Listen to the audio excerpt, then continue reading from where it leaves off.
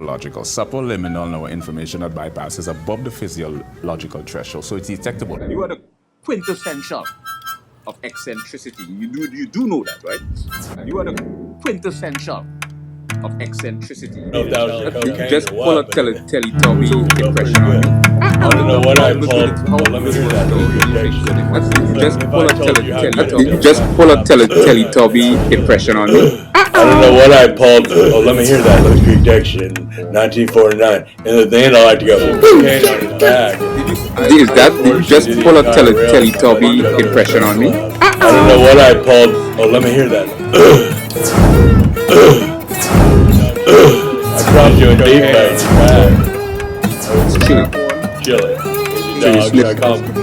I call him Chili Dog. Yeah, I dropped some cocaine on his back.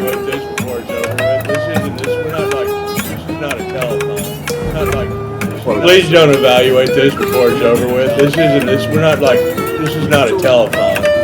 We don't need to tell each other anything. So, on the Dr. Phil show, you give a story about you sniffing cocaine off of a dog. Right, my dog Chili Dog. The dog